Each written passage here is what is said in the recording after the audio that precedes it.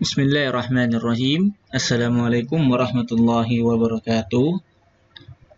Alhamdulillahilladzi hadana lihada wa ma kunna linahtadiya laula an hadanallah wa salatu wassalam daiman mutalaziman ala habibinal mustafa Muhammad sallallahu alaihi wasallam wa ala alihi wa ashabihi wa aswajihi wa man saru ala nahjihi ila yaumil ba'si amma ba'd. Ikhwati fillah, a'azakumullahu jami'an. Nuwasil darsana al-an.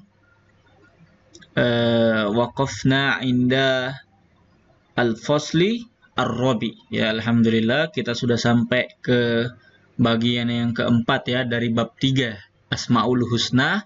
Sekarang kita akan membahas ya sebagian daripada Asmaul Husna, karena nama Allah itu sangat banyak ya.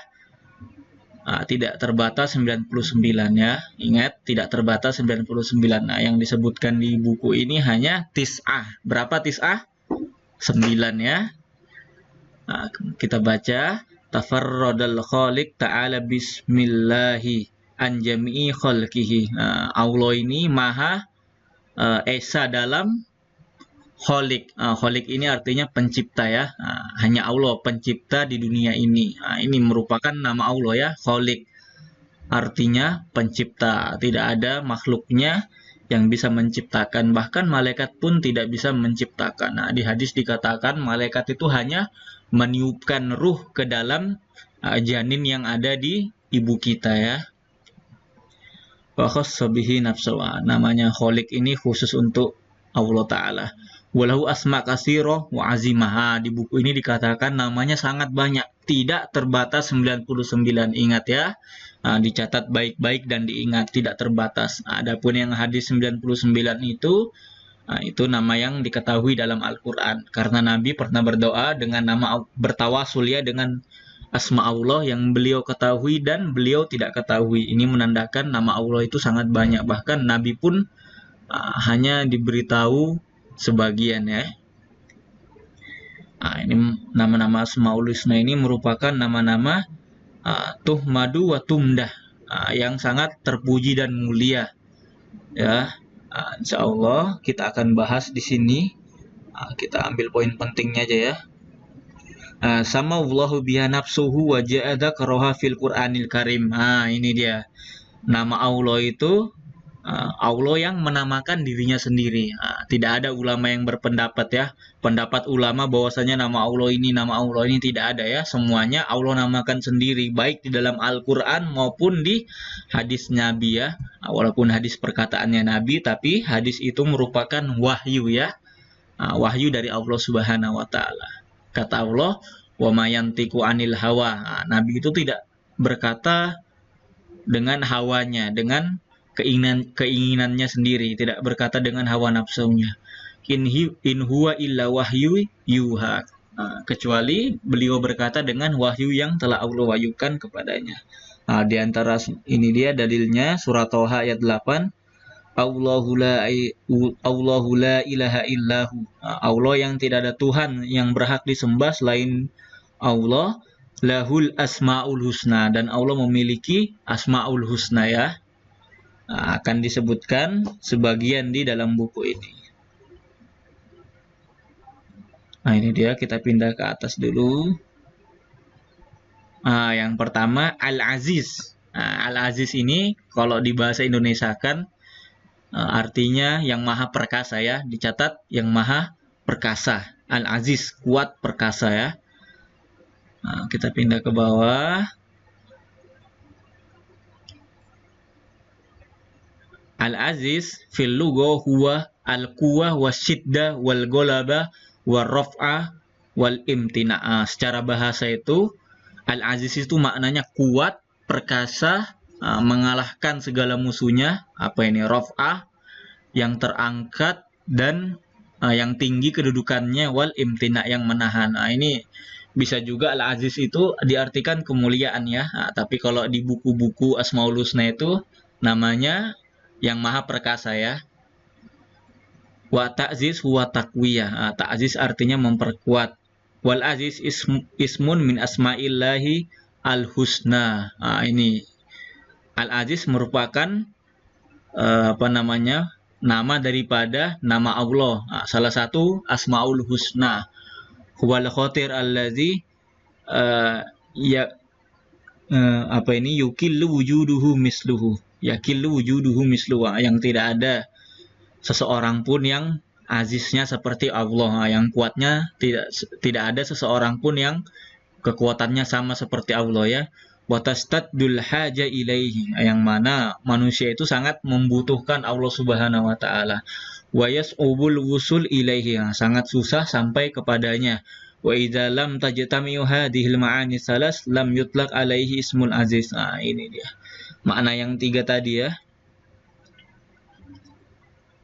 Apa ini, kasyamsi la nadhiru lahu, seperti apa namanya, matahari. Nah, ini agak susah bahasanya.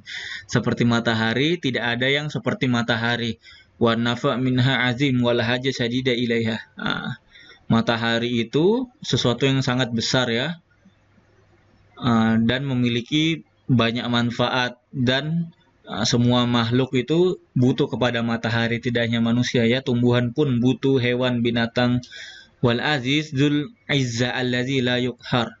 Adapun apa namanya, nama Allah yang aziz ini, yang maha kuat, melebihi daripada matahari itu ya.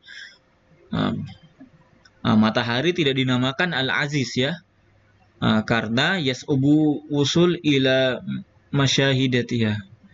Karena apa ini, susah sampai kepada apa ini, menyaksikannya. Ini Ustaz juga agak bingung ini ngartikan ini ya. Intinya Al-Aziz itu beda ya daripada matahari. Al-Aziz zulku alladzi la yubhar.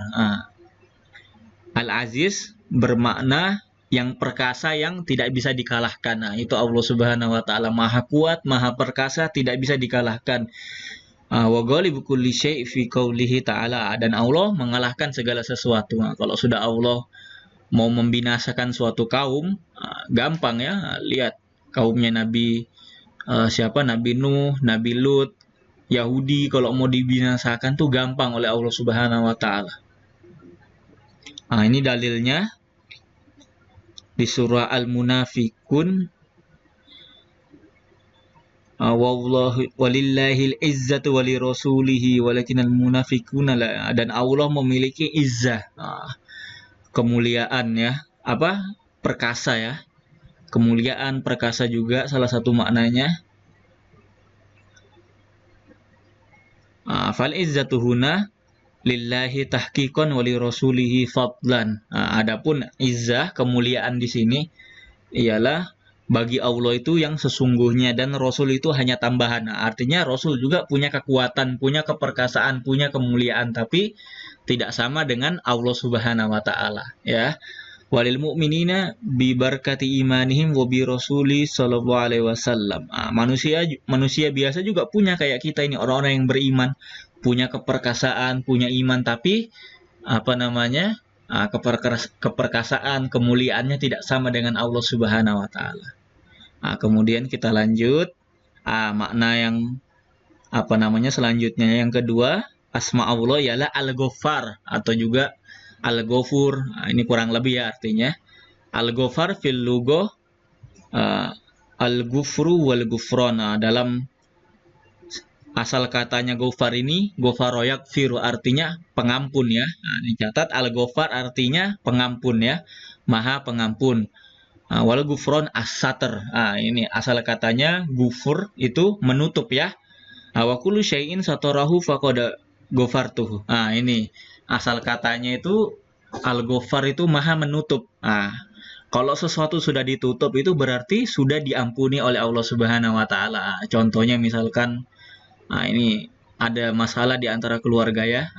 Ini sudah damai nih di antara dua keluarga ini.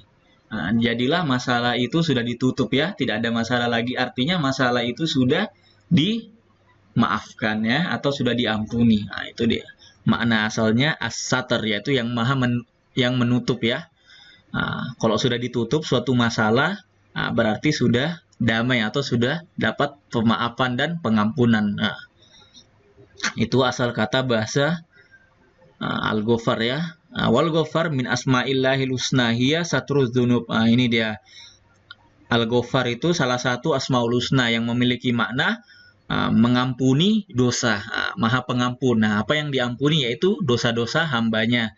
Wa'afuhu anha bifadlihi wa rahmah. Ini merupakan ampunan Allah dan maafnya Allah itu merupakan kemuliaan dan rahmat Allah Subhanahu wa taala.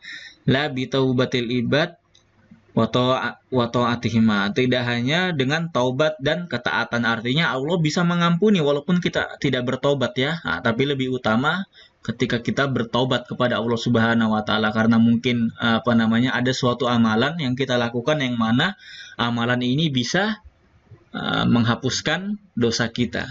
Itu dia maknanya.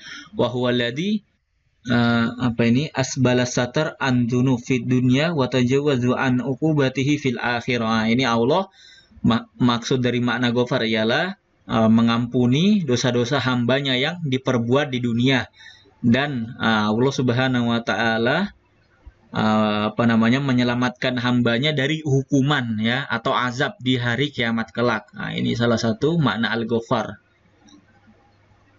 Kita pindah ke bawah. Wa huwal ghafir wal ghafur wal ghafar. Ini ada 3, Al-Ghafir, Ghafur, wal Ghafar. Ketiga-tiganya ini sama ya. Di Al-Qur'an ini sering disebutkan ya. Ada yang namanya Al-Ghafir, yang Ghafur banyak, wa huwal ghafurul wadud, dan lain sebagainya, Ghafurur Rahim. Ghafar juga ada. Al-Ghafur ablagu minal ghafir. Ini Al-Ghafur itu lebih pengampunnya lebih melebihi daripada Ghafir. Ini dalam bahasa Arab, ketika kullama zadal harfu zadal makna. Ada kaidahnya. Asal katanya sama tapi hurufnya ditambah. Maknanya juga bertambah ya. Yang pertama Maha Pengampun, Al-Ghafir. Al-Ghafur lebih pengampun. Ya, Al-Ghafar sangat-sangat pengampun. Ini ada namanya sigo ya. Cara bentuk-bentuk kosakata bahasa Arab ya.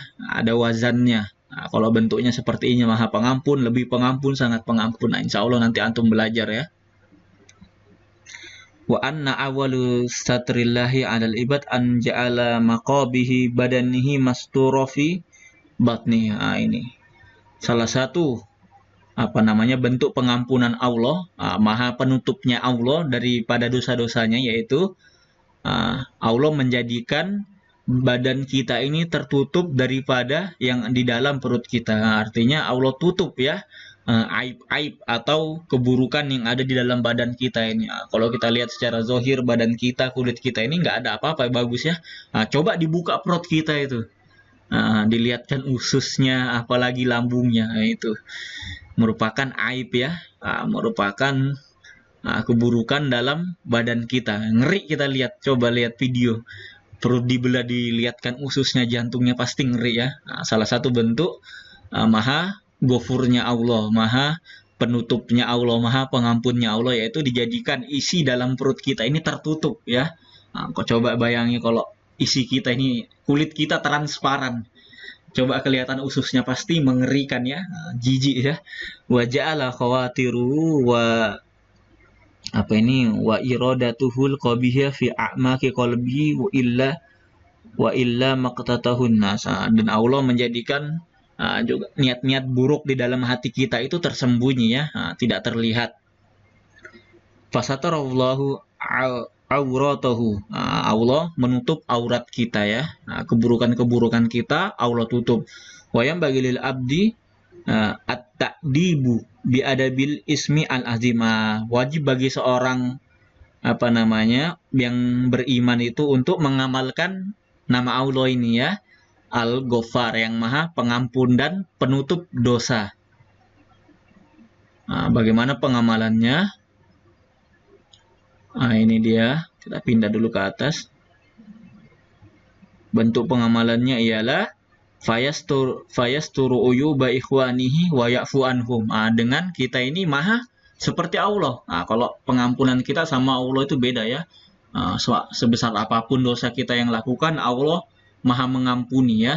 Segitu juga pintu taubatnya Allah Subhanahu wa taala. Segitu pula ampunan Allah Subhanahu wa taala. Kalau manusia enggak ya, mungkin kalau salahnya sedikit, salahnya nggak terlalu besar, bisa kita maafin. Tapi kalau sudah parah kelakuannya, ada yang manusia yang tidak bisa memaafkan. Nah, tapi Allah memerintahkan kepada kita untuk jadi orang yang pemaaf ya. Nah, lihat Nabi Muhammad SAW, pamannya Hamzah, yang beliau sayangi dibunuh oleh Hindun ya, dengan budaknya Al-Wahsy. Tapi ketika beliau masuk Islam, pembunuh paman Nabi ini masuk Islam, Rasul welcome, memaafkan.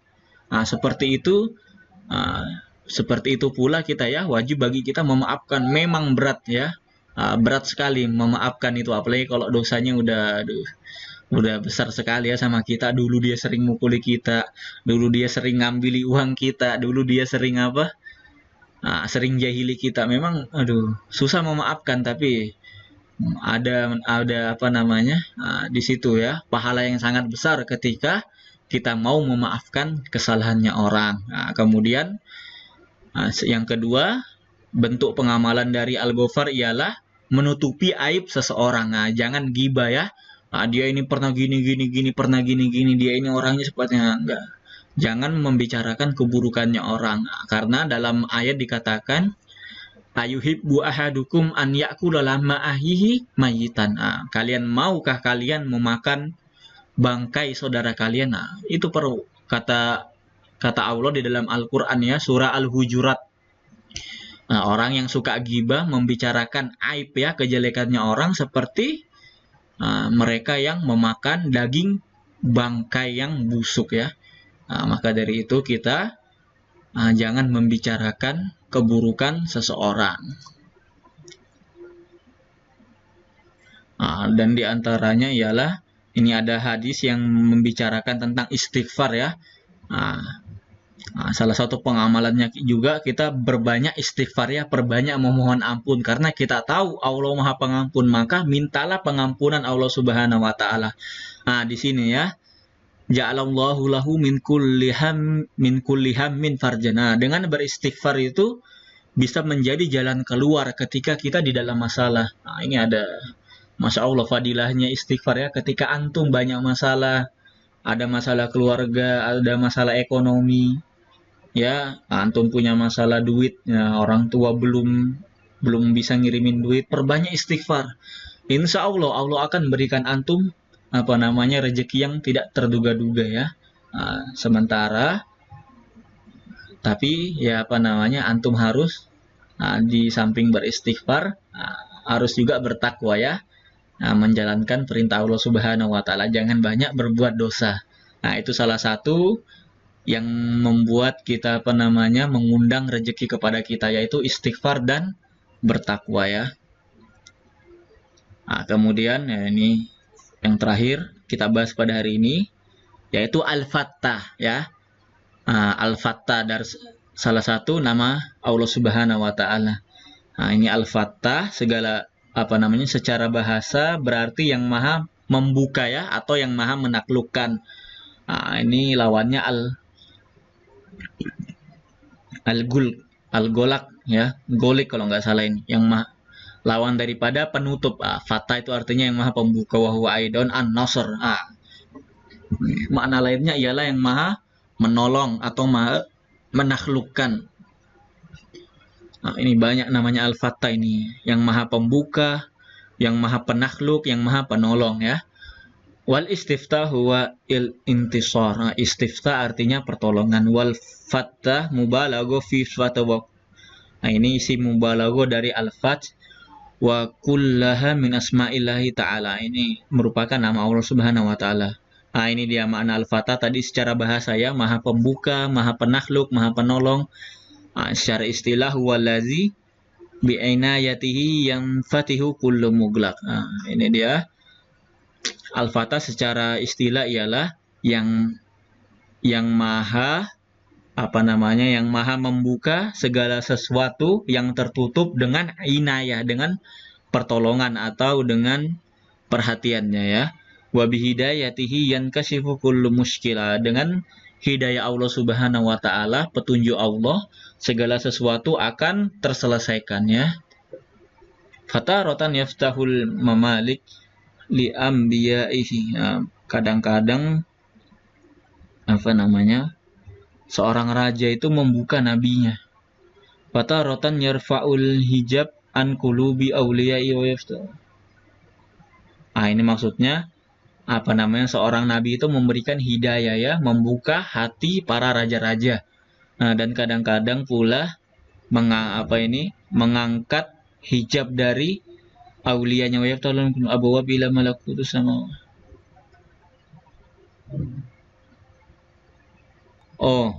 Iya maknanya ini. Ini yang fata ini membuka hijab yang menghalangi hati-hati walinya dan membuka kepadanya pintu-pintu langit ya. Maksudnya wali Allah ini orang yang berdoa ya. Ini Allah Maha Fata, Maha membuka. Allah bukakan hijab-hijab yang menghalang doanya itu sampai kepadanya. Itu maksudnya ya. Wa man biyadihi mafatihul ghaib wa mafatihur razaq ya, mafatihur rizq. Di genggaman Allah ialah kunci-kunci ilmu ghaib. Artinya kunci ilmu ghaib itu hanya di tangan Allah Subhanahu wa taala. Nabi kita tidak tahu. Tapi nabi diwahyukan ya, dapat wahyu ya dari Allah Subhanahu wa taala.